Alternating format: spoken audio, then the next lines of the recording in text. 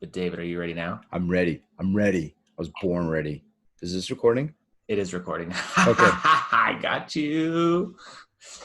You're dumb. What I can see up? the little What light. up? Hello, everybody. This is Stu, and that's David. This is David. And we have an incredibly special guests today.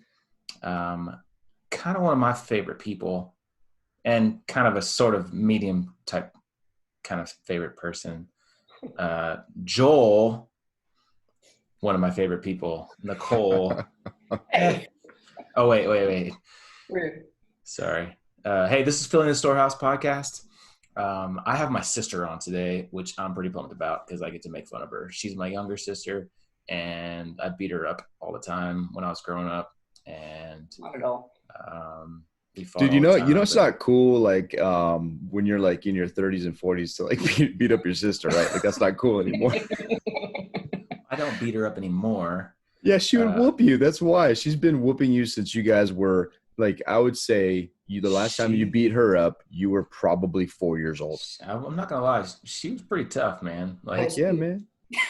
She would like fight back like no other. Like she gave me a run for my money. Yeah.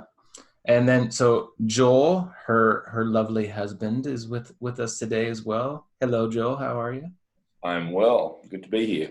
They're actually in the living room next door to me right now, so we could like wave to each other over there and say hello.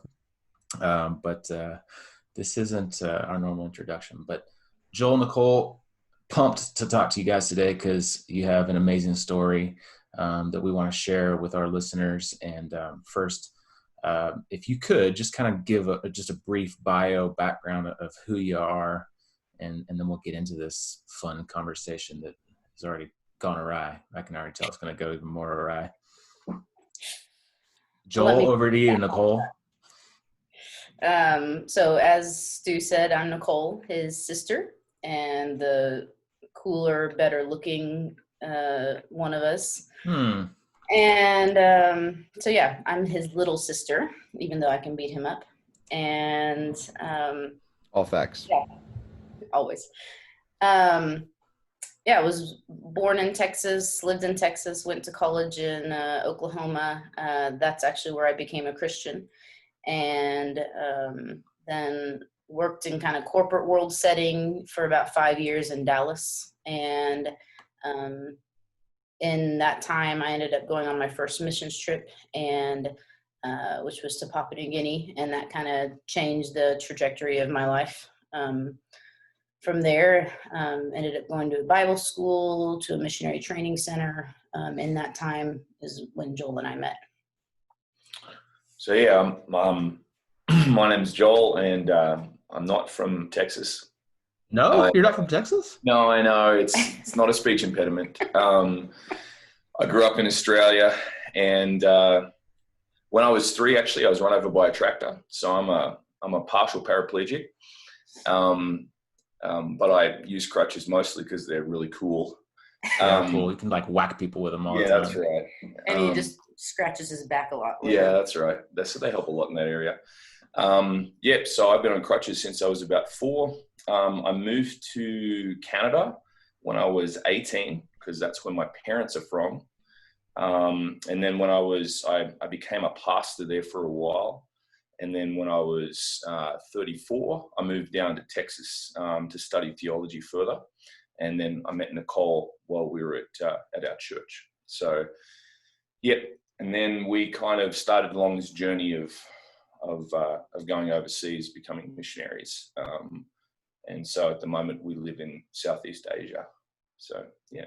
No, at the moment you live in my living room right now. That's true. That is true. Or in my basement right now.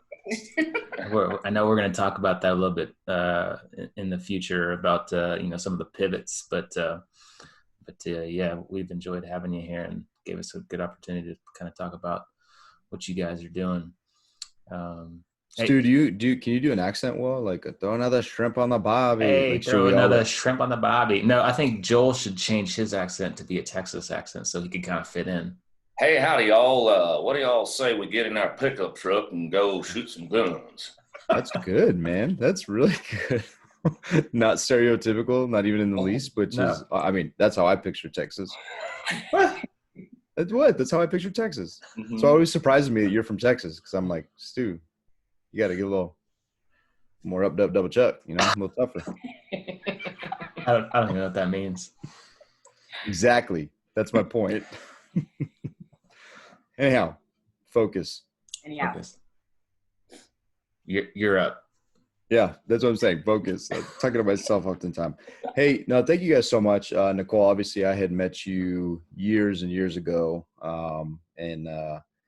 When Stu and I were at the Naval Academy, and I don't think you were on your way to Oklahoma, and you're a cheerleader. I remember that. You're a stud. So that's why I think you have been beating up Stu for quite a while, because while Stu was on the cheerleading team, you were one that could pick somebody up, and Stu was more, he was like the flyer. Is that what you're called, Stu? The flyer?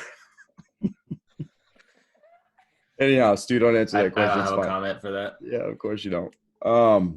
But it's been great to just see your journey. And I remember a number of conversations with Stu.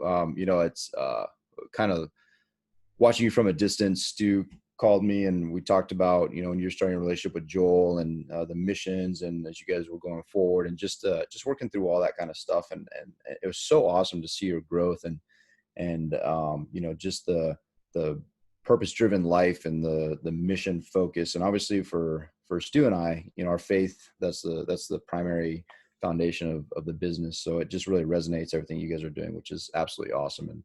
And so and Joel, I've gotten to know you through just through stories and just heard what an amazing dude you are. So it's such a pleasure to finally meet you and just to have you guys on the show. This is really incredible, especially because it touches, like we said, that primary focus of our business and our lives is that faith aspect. So thank you guys for being with us today, for sure. Thank you.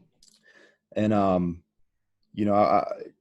would love to know just what's your current focus as you guys are moving forward and moving around and spending time overseas, and you have kids, 2 kids. What are you guys? What's your current focus? Well, big picture, what we're trying to do, what we're moving forward and trying to do is being able to see people who not only haven't heard about the message of Jesus, not only haven't heard about the resurrection of Jesus, but can't hear it. We want to be able to help those people hear it. And then beyond that, our goal isn't just to be the ones who tell them. Our goal is to be able to equip people in those areas to be able to tell those people about the message of Jesus. So I would say, as we're moving forward, that's what we see kind of as our, I guess, life push. Whether we would be doing that from the States, we had hoped to be doing it in Southeast Asia mainland, but at the moment, just with the way things are, that would be our big picture, I think. So, what got you kind of started on that journey? For a long time, Joel, you said that you were just kind of doing pastor stuff in Canada, and then Nicole was on a completely different path, kind of in corporate America. I know, Nicole, you kind of touched on it just a little bit about doing your Papua New Guinea trip, your mission trip, but elaborate, if you could, just on like when that journey started and kind of why. Mm-hmm. You want to go first? Yeah.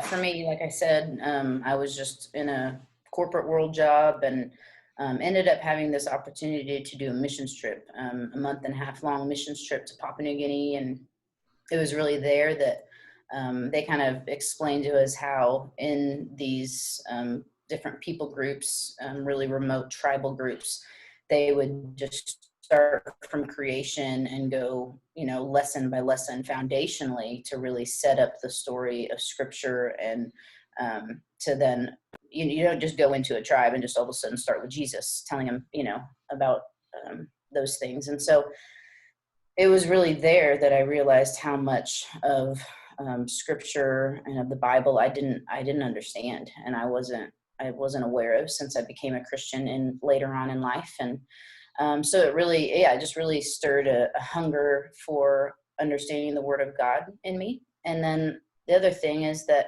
there was like a base on over there in Papua New Guinea, and I saw my exact same job that I was doing in Dallas, Texas, over there, that somebody hadn't been doing, and for like 10 years they hadn't had a teacher in that area. And so they were just starting to ask me like, hey, what are you doing in a couple weeks when school starts? Like, we could really use a teacher. And so that started just my wrestle of like, man, there's hundreds of people that can do my job in Dallas, Texas. Like, some people aren't really willing to go overseas and do this type of thing and live in more of a hard, tough environment, and be doing it for a good cause. And so that's kind of what started this whole journey for me. So came back, went to Bible school, and then, kept going from there. And then it was after Bible school that came back to Texas, and that's when we met.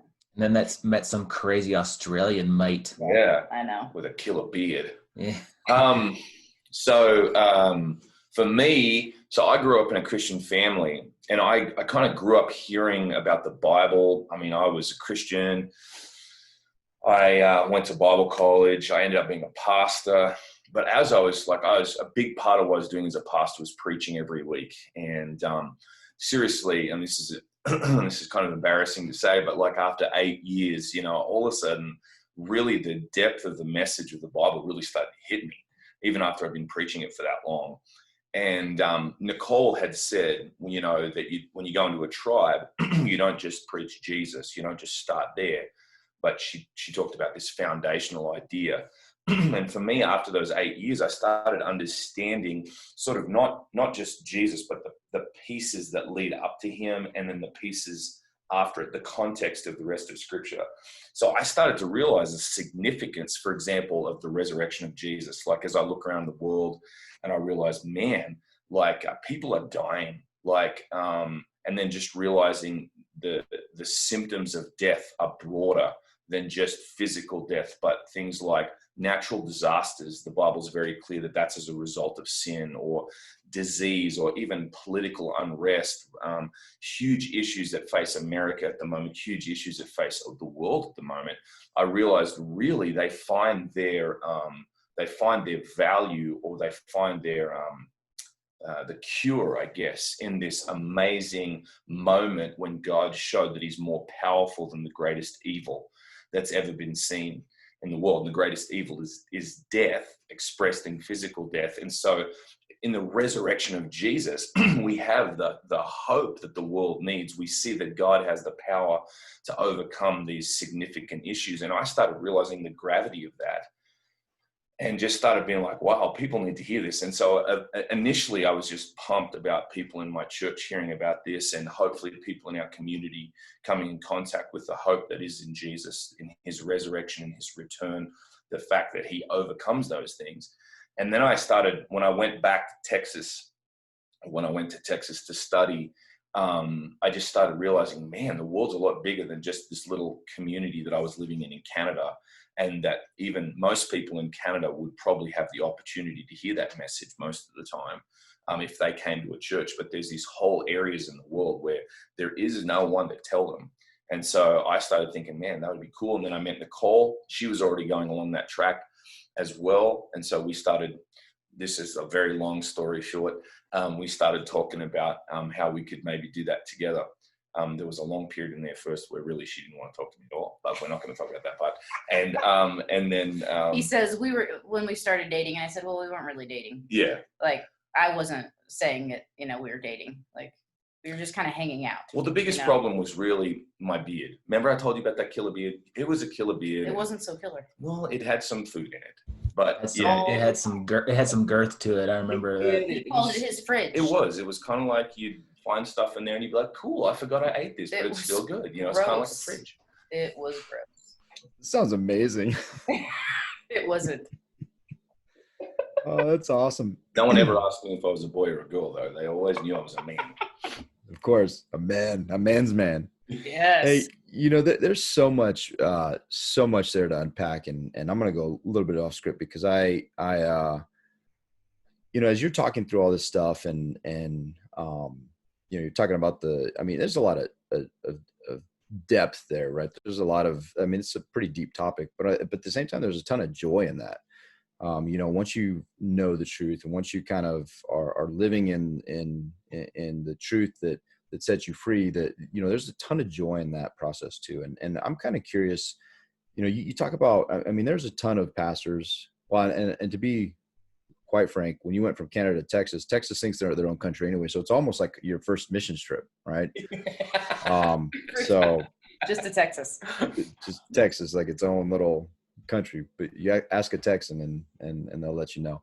But that aside, there's an aspect of action that takes you to that next step, right? There's an aspect that Nicole took you to Papua New Guinea, that took you guys on missions. And I'm just kind of curious, like what prompted you guys to that action though? Like, I'm sure there's a lot of people, and I know there's a lot of pastors, just like we know in real estate, a lot of people love the idea of real estate. A lot of people love the idea, they talk about it. But it's more rare the people that actually take action and do stuff. What pushed you guys over the edge on that? I'm just really curious on that. That's good.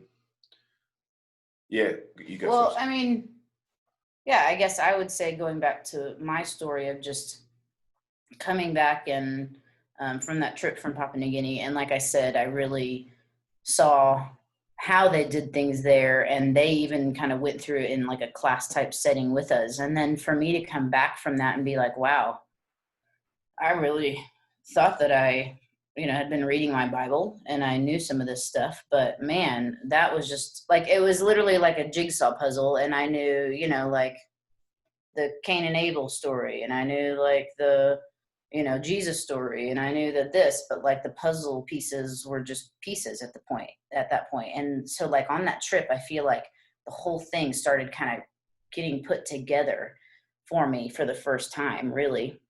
And so that then started this desire to know the Word of God. And so, and then of course, like I said, they were saying, hey, can you come over here and be a teacher for us? And so that was the first time that kind of opportunity was kind of placed there in my lap for me to make a decision on. And so I think an action step really was just me realizing, hey, I don't have to like stop everything just right now and move overseas in 2 weeks, to go be a teacher. But I can take this one step of like, I mean, it is kind of a big step of like quitting my job and like changing, the path of my life and going to Bible school. But I was like, hey, it's a schooling, it's a educating myself a little bit more. And being able to, I mean, I picked the Bible school that was very much a missions oriented Bible school. So I could be rubbing shoulders with missionaries as they came through and talked about wherever they are in the world and what they're doing. And so I think that was my first action step, was just realizing, hey, I want to know more about this. So I'm going to stop what I'm doing here, and I'm going to step out in faith here and going to schooling just to learn more about our Creator. And I think that's one of the most important things that I could do right then. There's so much intentionality in that, right? You picked a school that would put you in contact with people that were doing the things you want to do. That's awesome. But just, and sorry, just, if you could quickly, even before that, like why'd you go to Papua New Guinea? And the reason I asked this question is I think there are potentially listeners, and we actually have a good buddy who, I mean, he's a man of action, runs, reading websites, is just an amazing dude, just got out of the Navy, and his first, trip when he left the Navy, they're going down to, I think they revised it now, they're going down to Mexico instead to spend a year down there to, basically do a big long mission trip with their kids. But all that aside, there are people out there that may want to do what you're doing, that are listening, that they may want to do this thing. And I think there's this huge daunting thing. And you decided, you didn't really touch on it, but like what you just, in my mind, you're like doing some corporate thing and you're like, I'm gonna go to Papua New Guinea. Like, that's not insignificant. Like what that piece, like what, before you go, Joel, I just am curious, like that's a mindset. There's something there. Yeah. Well, yeah, to be honest, I mean, that was maybe about, maybe 8 years or so after I had become a Christian in college. But my life really hadn't looked very different than when before I'd become a Christian. I became a Christian. I'd wrestled with it for about a year and a half. there was a specific moment that I gave my life to Christ, but I definitely had this, like, I didn't have like a 360 change of my whole entire life, right? Like I still struggled, was definitely, struggling with sin, obviously, and still wanting to live the old life, but yet wrestling with, okay, but what could this look like? And so anyways, I would say that in the 3 years kind of leading up to that decision to go on that missions trip, I had been involved in a small group of girls, and there was one girl that really intentionally, I would say, like, discipled me. Like, we met every Saturday morning and we would talk about the gospel. We would talk about scripture. We would talk about more theologically deep, and really important things of life. And it started to change me. The Spirit changed me for sure. And so, we actually had, so the whole Papua New Guinea thing just coming out of the blue was because we actually had in our small group this guy come through, and he was raising support to be a missionary to go back to Papua New Guinea. He was raised there as a child, and so he was going back to just be actually a construction worker to go help there on that base. And so anyways, it was through him talking about his childhood and his faith and his struggles and all of that, I was like, wow, this is amazing. I want to support that guy and what he's doing. So it was through actually me supporting him that I got one of his emails, and I clicked on the logo of his email, and that's what took me to learning about this trip that I could go on that was, in the middle of the jungle. And I'm kind of an adventurous spirit type person. So really, without even knowing what it was about, I was like, I just want to go trek around in the jungle. That sounds fun. But yeah, I think it was just the mindset of understanding what God had done for me, and that just really starting to change my life, and the things I found important in life. So yeah, I don't know if that answered your question at all, but Yeah, it does. No, it's great. And it also reconfirms for me how much cooler you are than Stuart. yes. Nothing against you, Stuart. It's just something that was reconfirmed for me. So This is I'm at a disadvantage here. This is not good. I think we should just stop this podcast right now. it's your sister, man. Yeah, I know. Awesome. Yeah, thank you for that. Thank you for that, Nicole. Joel, over to you. Yeah, remind me of the question again, bro. Sorry, I've kind of lost. That was fun hearing that. Yeah, Nicole just kept on rambling on, just like blah blah blah blah blah. What is the question, David? This is the Nicole show. This is the Nicole show. It is, man. Normally it's the Joel show, but I'm cool to be on the Nicole show. No, Joel. It was the aspect of what taking that just crazy action, the mindset of action, and kind of what it's easy to talk about these things, but I think it's really hard to pull the trigger and drag your family to Southeast Asia. Sure. Yeah. Okay. Good call. Yeah, man. Like, when you think about that, there's always going to be more than one thing going on. There's got to be a couple things that line up at the right time, right? And so I can think of just two, just off the top of my head. So there was already that, we could call it a philosophy or the thinking behind it or the theology that I talked about before. And personally, like, I've been afraid of death my whole life. And it was always something I'd stuff down. But then when you end up as a pastor and I ended up doing 10 funerals one year in this little church, right? So then all of a sudden you have to pull that thing out and you have to look at that fear dead on in the face. And when you realize that the resurrection of Jesus is something that gives you hope in the midst of death, right? Like that, there's that thinking side of it that happened for me. But then also there's just the practical life opportunities along the way. So leaving that ministry, moving to Dallas, and realizing, okay, when I graduate from Dallas, now I'm starting something again. So this was a practical jumping off point as well that presented itself. There was another thing. I met this amazing girl who, like you said, that was her. Yeah, that would have been really awkward if it was a different girl. Yes, it would have been. No, and then I met Nicole later, but I mean, she was awesome. Yeah. No, I met, and like you've seen from her, like, she's got this adventurous spirit as well. And she's totally gung-ho on doing the same thing. So all these things were lining up, like it fit the ethos of our new family that we were making. Like, she was stoked about it. And so yeah, just every little bit, like I think there's perhaps this maybe in business too. I haven't thought about it from the business perspective, but in the Christian world, there can be this idea that we put missionaries at the top and then everyone else kind of falls in behind. I don't buy that at all. I think God gives everyone gifts, different gifts.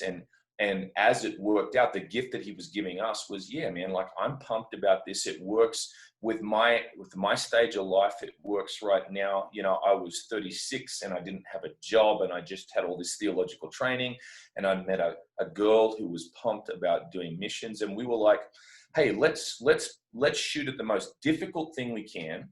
That's what we talked about. I remember it was when we were dating. Hey, let's shoot at the most difficult thing we can. And if it doesn't work, then we tried. You know, we know that if we try something easy, that we can do that. Like, if it was just going to be living in suburban Dallas, I've got nothing against that. I've got lots of good buddies that's what God's called them to do. But for us, we were like, well, let's shoot the most difficult thing. And that was for us living in the jungle in Papua New Guinea. And as it turned out, that was too difficult. I'm a paraplegic. It doesn't work good to live in the jungle in Papua New Guinea. So we changed. We were like, well, let's try somewhere. Let's try an urban area in Southeast Asia. If that wouldn't have worked, I would have been happy to go somewhere else. And we'll maybe get to that, because that's kind of where we are at the moment. So that answers your question. Yeah, no, that's great. Thank you for that. One point of clarification. When you mentioned you guys had this conversation when you were dating, was this when you were still dating in your mind, or were you guys actually dating at this point? It's a solid question, bro. Really point. solid question. Yeah, you're welcome. I'm not American, but I'm going to plead the fifth, if that's all right. Yeah, it's fine. You got rights. You're trying to become an American, though. Yeah, that's right. Yeah, you're in the process of it. That's right. Yeah. So you guys took this jump, and now, you know, married, 2 children, and you decide to go and live in Southeast Asia, in this foreign country. You don't know the language. You don't know anybody. You don't have any type of support system. To a lot of people, that's pretty crazy, right? And so if you could just kind of talk through that with us, you know, stepping into this unknown and what's driving that. Like, you know, I can probably just answer it for you. And I know there's a faith behind that, but talk through that. Like, I mean, there's a lot of courage there, and there's a lot of fear, you know. I mean, to me, it's crazy for a lot of people. So let's talk through that a little bit. I don't know how to start that one. Well, I would say, yeah, when you put it like that, I do sound very courageous. We do sound very courageous. I don't think that's, yeah. Should we stand like this? Yeah, that's right. Ta-da-da! That's not. You dabbing right now? Yeah. I don't know. I wouldn't say that, generally speaking, I'm a super crazy, courageous person. I think I'd more describe it as 1,000 little yeses along the way. Like, it's not one. I didn't get to the one place where we jumped off the cliff. It never felt to me like we were jumping off a cliff. It was like, well, man, I was super afraid to go overseas, so I decided, well, let's get 2 years of training. So we went to the best training that we knew how to get. Then we met people. We met a crazy, awesome network of people. That crazy, awesome network of people also gave us training on how to learn a language you've never heard before, or no one's ever learned. Now, we didn't end up learning a language that no one's ever learned before, so it was actually quite a bit easier. Like, you know, we were taught how to walk into a place where no one knows the language except those people. So to go to a place where actually a lot of Westerners already know the language made it that much easier. And then the language you guys are learning is pretty difficult. Yeah, it's a tonal language, right? True. But many people in our organization are walking into a jungle where, like, no one's ever spoken this language before, right? So I'm not saying it's not like difficult. They have to come up with like the alphabet for this language, right? And we didn't have to do that, right? I'm not saying what we're doing is easy, but we were given training on doing it. So, and then you connect with the people. by the time we landed in country, actually, we had a pretty developed network of people. We had people who'd gone before us who told about, well, if you have a health emergency, this is where you go.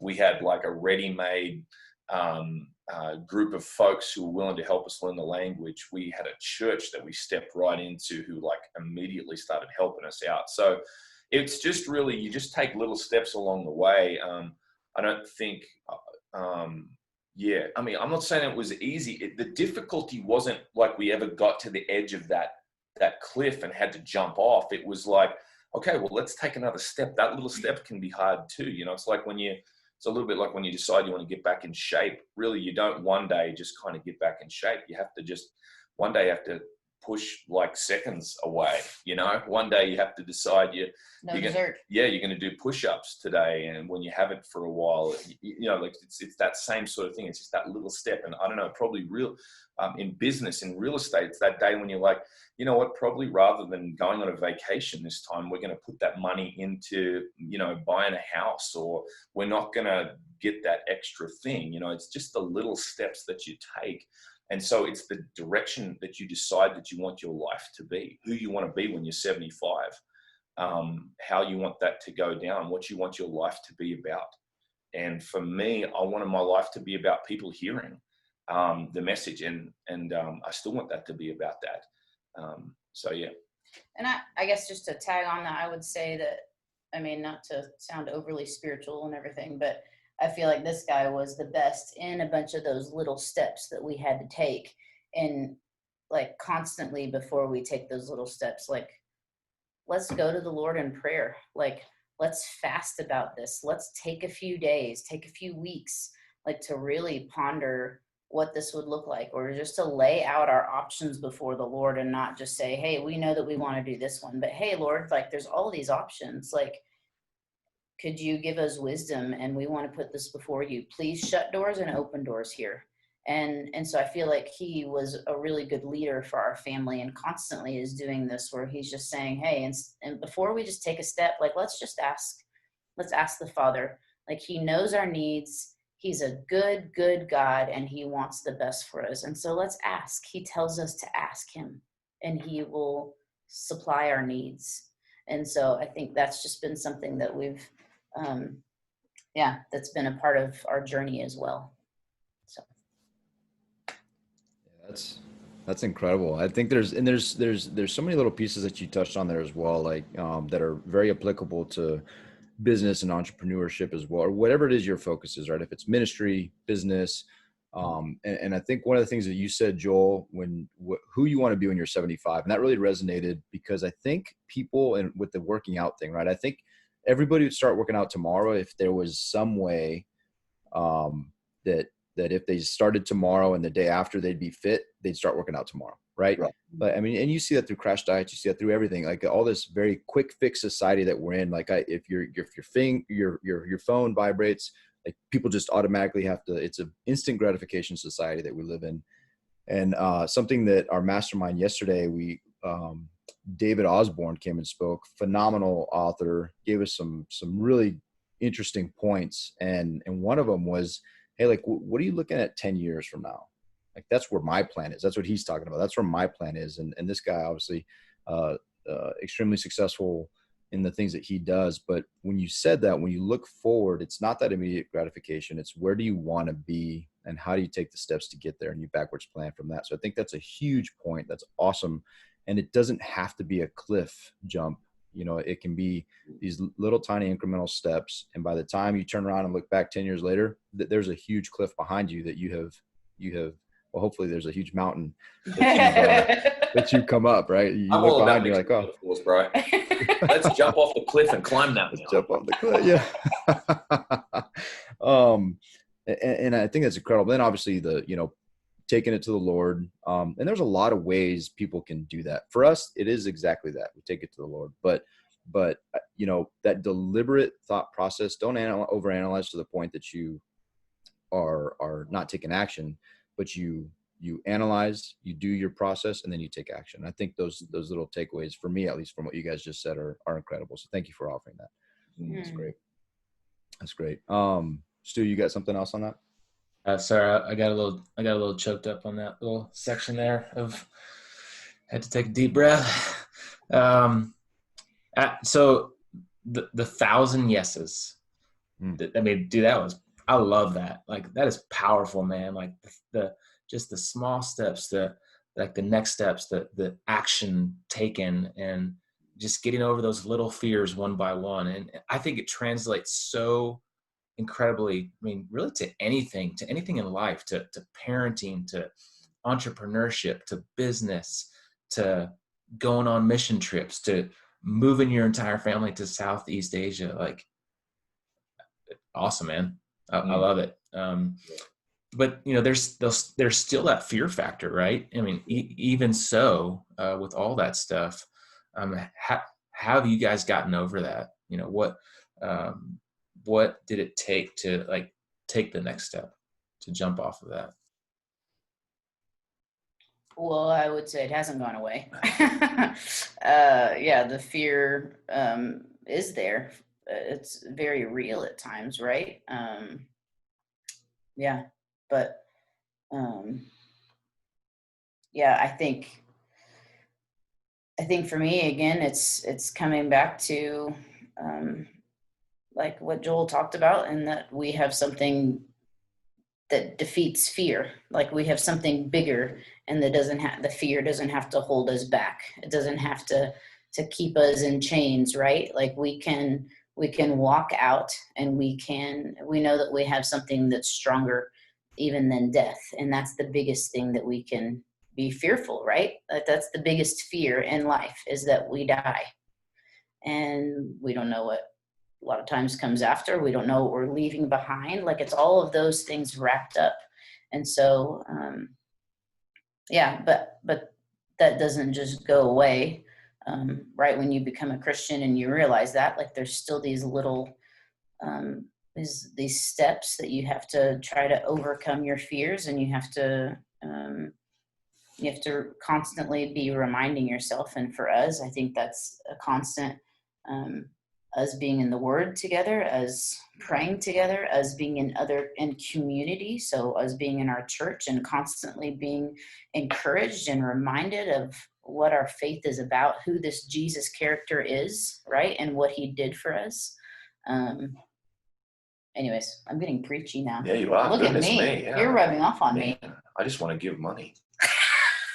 I'll send the offerings later afterwards. Oh, that's great. That's great. I think the like what Nicole's saying, if I could try and restate it, like, fear and faith are the opposite, right? So, like, when you are faced with fear, you are always going to have to choose to have faith in something. I think faith itself isn't very powerful. I think faith is only powerful when the object of your faith is powerful, right? So I can stand on the edge of a roof and have faith in myself that I can fly, but that's a really lame object of my faith, because actually I can't fly, right? So, but if we can find something that's worthy of a worthy object of our faith, that's what's going to push us on. And so when I think this is what Christianity is about. Christianity is faith, because we have a worthy object of our faith. And so for me, as I think about what we're doing and the fear that has come with it, the object of my faith is who God is and who he's made me to be. So I believe that God is, I'm going to get a little preachy now. So like in Genesis 1 and 2, it shows very clearly we were created to be the image of God. So God was at work in Genesis chapter 1. If you read Genesis 1, what you see is God loves to work. And then he created people. Why? Because he was lazy and he didn't want to work anymore? No, because he wanted to include people in the work that he was doing. And so at a very core level of who we are, we love to work. And God created us to work to do something specific, to work to bring flourishing in the world. And to, when we bring that flourishing, to show who he is and what a great God he is. That's what we're created for. That's the core of who we are. And so everyone does that in a slightly different way. I believe that he's given gifts to different people in different ways to do that. But like, for example, again, like I said before, sometimes people think missionaries are the top shelf of that. I disagree with that. I think we are one part of the body. We are one part, one way of doing that. We do that specifically through trying to take the message cross-culturally, but I think there's expressions of that message all around the place. And so I think you guys are an important part of that as well. Starting businesses that help other people flourish would be an important part of that as well. And so when we talk about hitting fear and what we do when we bump up against fear, it's where we put our faith in the actual narrative, which is truth, which is that, hey man, I was created for this.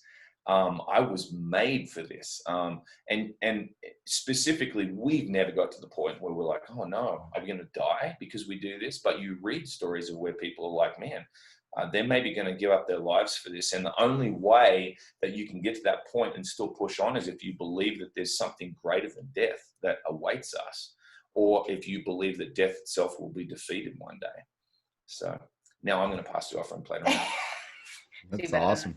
That's awesome. Amen, bro. Where do I give it? Come on, give it. Hey, just one point of clarification as well. So when you talk about the body of Christ, like when you look at Stu, would you say like pinky toe, or like what would you what would you describe? Like as the brother-in-law, I think it's important that I do get the opportunity to plead the fifth here. Yes. Again? Yes. That's weak. Yeah, Twice. Twice. You're not even an American citizen. You plead the fifth two times now. No, I'm just kidding. Nicole, you can stay. Joel, see ya. Yeah. No, that is awesome. I love that. I love the, and what I, for the truth of the matter is that there are going to be some listeners that we have that are non-believers, and this stuff may not resonate. But I think that the key takeaway when you get to for us, the point is Jesus. Like that is the point, right? But you can also gain so much with the intense action, the preparation, the goal setting, the climbing that mountain or jumping off the cliff, whatever it is that you want to do. And you can take the lead, and having that deeper purpose and having that deeper meaning and what you give to and what you are here on this earth to do, and how do you make it better for others. I think that this podcast is so full of I'm gonna have to listen to this 4 or 5 times just to get some of those nuggets out. And I love it. I love it. You guys are awesome. You're motivating, you're inspiring.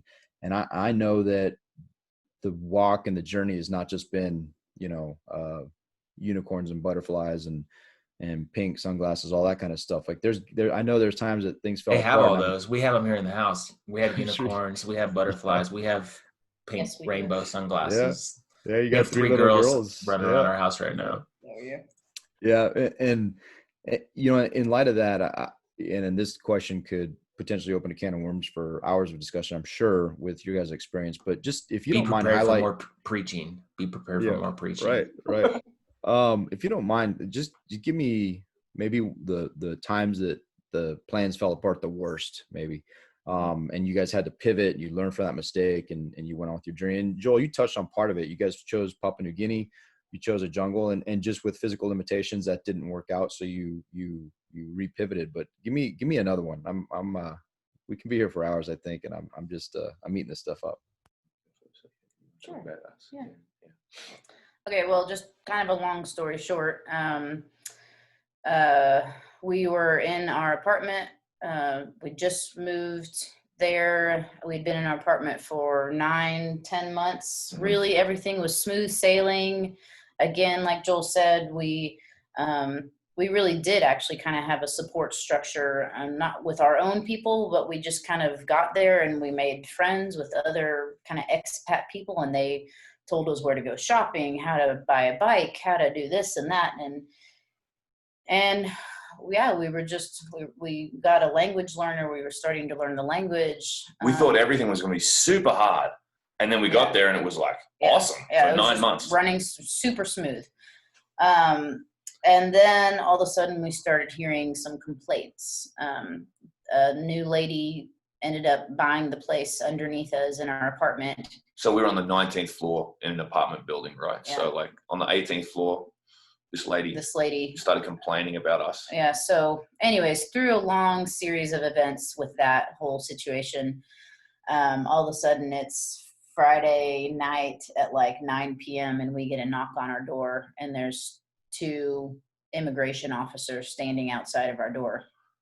So they come in, we sit around our kitchen table for like an hour. They can't really speak English very well, which is awkward. Yeah, so we're really trying to do the whole like communication, but yet we can't speak each other's language. It's a little thing. tense. So, anyways, it kind of, heightened our fears at that moment. And anyways, through us having to go into the police office like four more times. She ended up telling Joel one of those times, I'm really sorry this is happening to you, but you need to be out of your apartment by the end of the weekend.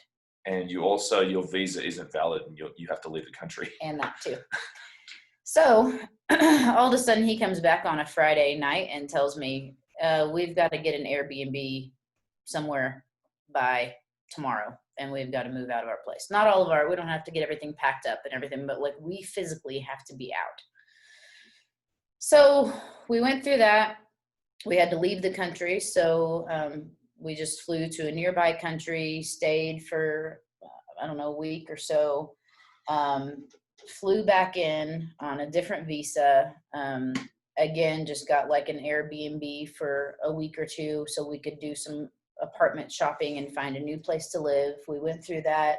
We found a great place closer to our church that we go to, closer to some people that are constantly helping us out, like our language helper and such.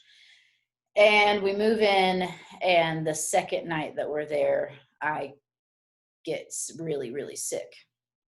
And so here we are in like all of our boxes and everything in our new apartment. And for like the next 3 days, I guess, I'm just in bed constantly. Joel's having to do everything. We just thought I had a really severe case of just like the flu. Well, finally on the third or fourth day, we were kind of like, I don't think this is the flu.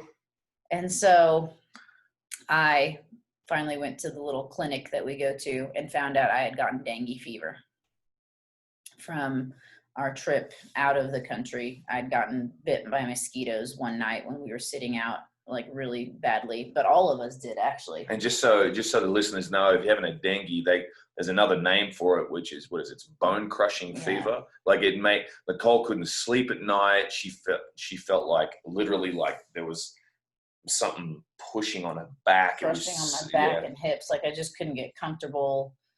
I'd have to get up in the middle of the night, try to go take a hot shower just to kind of like try to ease my muscles and my bones and everything. It was pretty bad. It basically wiped her out for 3 months, just like hit like this. And so in the midst of this, sorry, no, go ahead. No, it's all right. I was gonna start preaching. No, just kidding. So like in the midst of that, like also like what we're not telling you is other stuff going on too, right? Because like the country that we're in, sometimes Christians aren't looked upon real kindly.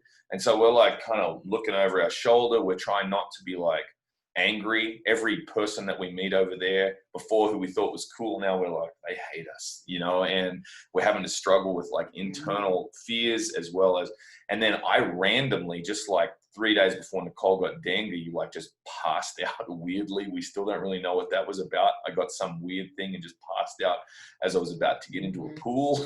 So like, it just feels like everything that we have with us. We got accused at this Airbnb that we took a bunch of pots and pans. So we ended up having to pay the lady. It was a scam. It was like a scam deal that we got. And so all of a sudden we were like paying hundreds of dollars American cash to just not let things escalate. Anyways, it was a mess. It was a mess of a few months there. Yeah. And so like everything had gone totally smooth. And then all of a sudden just felt like we had nothing to stand on at all, where it was just like everything was falling apart. And that's, I think, where for me anyways, it really came down to, okay, what do we believe here? Is this the sort of thing that we would expect in this picture that we have? Like, did God promise this was always going to be easy? Oh, no, he didn't. Did God promise that it was going to be smooth sailing always? Oh, no, he didn't. We live in a sinful world and a broken world. Okay, so I guess we just keep pushing on, moving ahead, knowing that this was the sort of thing that we would expect would happen. I guess we just keep pushing on, believing that God has a plan in the midst of this and we're going to find it. Does that mean everything's going to be easy? No. but we'll just kind of plug away. Let's talk about where you guys are now and that next pivot, because I feel like something has happened just recently. Why you're next door in my living room, and why you came back to the United States and COVID and stuff like that. So I want you guys to talk through one of these pivots and Sure. What's going on now. Yeah. And what opportunities have arisen. I think that's pretty cool. So big picture is we've known since we left Southeast Asia that we'd be coming back to the States around this time, because we don't have one country that we call home. Like us and our girls, we have a 4-year-old and a 2-year-old.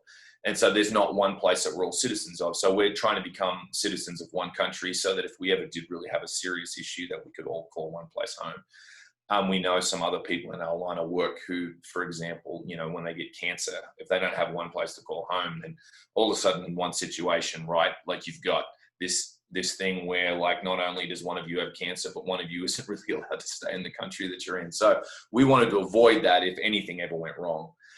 So we knew we were coming back. We're going to work on my citizenship here in the States. Well, that's just around the same time that COVID hits, right? So we're just about halfway through the process of getting the language where we are. We're halfway through kind of wrapping our heads around the culture so that we can actually get useful in the country where we are and actually communicate well with people. And we come back for what we thought was going to be a 6 weeks, maybe 2 months kind of trip. And here we are now. We've been in the States for almost 4 months because COVID hits, right? So as in the midst of all this, I just remember we ended up stranded. Long story, I won't bore you with the details. We ended up stranded in Missouri, of all places. And I just remember waking up in the morning and being like, God, what do you want us to do with this time? Like, this does not fit with our plan at all. Like, what would you have us do? And sort of, it didn't come like with a lightning bolt. It was just, again, lots of little steps. But all of a sudden, my boss calls me and he's like, hey, remember how we were going to launch this training initiative in Southeast Asia, and it was going to require people all flying to a central city in Southeast Asia and us meeting together to train them, right? He's like, remember how we're going to do that? Well, that's canceled. We can't do that because of COVID, right? So then 2 weeks later, he's like, hey, wait a second. Maybe we won't cancel it. We're just realizing Zoom. We're realizing online meetings. So long story short, you want to talk about a pivot and how God can use what you thought was like the crap hitting the fan, and it's actually like this amazing opportunity. I'm not sure how to throw the crap hitting the fan and jumping off a cliff and climbing the mountain there. Pretty sure we can do that somehow. But all of a sudden, we've got this opportunity now where before we were hoping to be able to all fly to a central location and meet with maybe we were hoping 6 to 10 students to train them, to a place now where we've got students in like Central Asia, Southern Asia, Southeast Asia, and we're in the middle now. We've launched this training program that's actually training 35 people to be doing this stuff that we're doing. And so we're just seeing very clearly, because we just kind of, remained with the goal of, okay, this is what I was created to do. We would expect that there would be resistance along the way. What is the path that we're supposed to take? Where is the way that we weave through this? And by the way, this story isn't finished being written, right? I mean, we're homeless. That's why Stu is so thankfully putting us up at the moment. We don't have a place to live because we have an apartment in Southeast Asia that we haven't lived in for almost 6 months. So we're still trying to work all this stuff out, but at the same time, we have these amazing opportunities that are being fed to us as well. So we just know that there's a purpose in the midst of this, and actually the success of what we're doing actually appears to maybe be increasing from what it would have been if we wouldn't have been made uncomfortable, if the crap wouldn't have hit the fan, if the cliff wouldn't have been there for the mountain to climb. Stop it. No, that's great. That's awesome. That's funny. Yeah, it's really interesting to say that, because especially when you're kind of running on faith, we look at, I've heard a number of pastors say recently, hey, my church is whatever. The most recent one, I listened to Rick Warren a lot on his Daily Hope podcast, and he's like, yeah, we average about 40 to 50,000 members on any given weekend, which is a lot of people. And he said, but ever since COVID hit, our online hits have been double, triple that, right? The message is being spread so vastly different. People of action are adjusting to the new norm and using the technology that we have available. What an incredible time, and there's a lot of positive things that are happening that people lose sight of when they just watch the news all day long. There's really, when you look, you kind of pull the covers back a little bit, you can see that there's a ton of amazing ways that God's using these things. So to hear you guys say that and hear practical opportunities and not only opportunities for you guys, but opportunities for all those people that you're touching via Zoom and these other technology breakthroughs to accomplish this mission work is just incredible. So kudos to you guys for taking advantage of that, and obviously for continuing to walk in faith and taking advantage of those opportunities, because that's the thing, right? You could sit in the negativity, and you could have sat at the bottom of the cliff before climbing the mountain with the poop and the fan, right? And that's a terrible triumvirate of nastiness that you just don't want to be there. But no, you don't want to sit there. Nobody wants to sit there. Yeah. But you guys just keep pressing. That's incredible. So thank you for that. Thank you for sharing. Yeah. Wow. Should we go for another hour? Just preach on? Yes, no. So I think, this isn't kind of like our normal topic that we've done so far. And, but at the same time, there's so many little things that you can practically take out of it and transcribe it into, just like I talked about earlier, like transcribe into life, transcribe into business, entrepreneurship, parenting. And so, I would challenge our listeners to go back and listen to this and really think about how it can impact your life and change for the better. So guys, this has been awesome. I love you guys.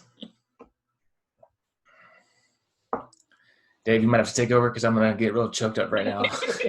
Hey man, I don't understand why you don't end most of our shows telling me that you love me and getting choked up. That would mean so much to me. That would mean so much to me. Now, and seeing a brother's love for his baby sister and Joel, all you can hope, and I don't have a baby sister, but I have a daughter, and my hope for her is that she lives a life dedicated to the Lord. My same hope for my sons, but that she can find an amazing man of God, and my boys find amazing women of God to live a life of purpose and to live a life of meaning. And and if we can be any part of that as fathers, brothers, parents, mothers, that is huge, and it's an honor. So I love the fact that Stu's getting all choked up. It's these are real topics, and it's real love, and it's just incredible to see you guys are doing amazing things. It's so applicable in all areas of life. My prayer for you guys is that you just keep crushing it, and the Lord blesses you, and that he blesses, more importantly than just blessing you guys, is that he blesses all those people that you touch, because you are people of influence. You're people of that serve a higher purpose, and the lives that you touch, you may not even recognize how many of those lives there are, but there's a ton. And I've absolutely been blessed with this conversation today. So thank you guys. And I would love to know if there's, how can we practically support you? How can we take actions to support you guys in the mission that you're doing? There's a few ways that come to mind. I think being aware of this sort of thing happening, like I don't think a lot of us grew up, didn't even really think about the fact that there's so many who don't know, who can't understand the hope of Jesus.